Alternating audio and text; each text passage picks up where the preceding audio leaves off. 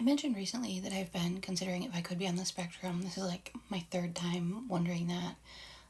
I thought that for adults there really was kind of only a couple of pathways to resolve this or even make peace with it.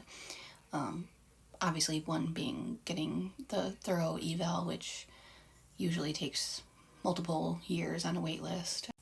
Another is some people just like do a lot of their own reading and then kind of consider themselves to have it if they feel confident enough in that, or just kind of living with the unknown and saying, like, I kind of wonder if I have this, but not really having any sort of true conclusion, I guess. But my therapist shared another option with me, which I wanted to share because I had no idea this was a thing. So my therapist just happens to specialize in neurodivergence, and now they can't formally diagnose autism.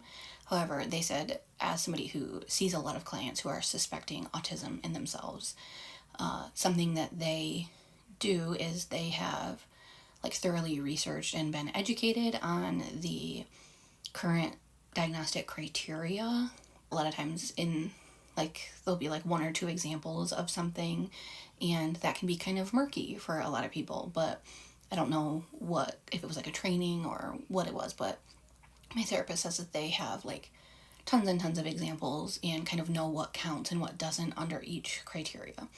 And so something that they do with clients is kind of do a preliminary screening type of a thing, to where you would use a therapy session to go over the criteria, discuss it in detail, and then the therapist would kind of say, like, yeah, I think that you are likely to qualify for this, and go down the whole list, and then, kind of see if their approximation is that you meet enough criteria to likely qualify for a diagnosis or not.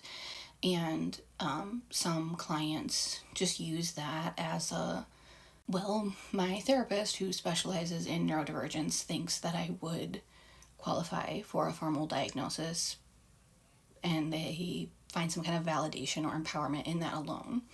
Others will have this like documented and printed out and will take it to their neuropsych eval to kind of assist with the thorough diagnosis once they get to that stage. The thing with this is it's not a diagnosis, it's just the therapist's opinion. Like, they cannot diagnose. It still feels to me like a step above self-diagnosis, and or just kind of like living with like a complete unknown. Like, it adds a little bit of perceived credibility to me. So I just wanted to share that some therapists do that.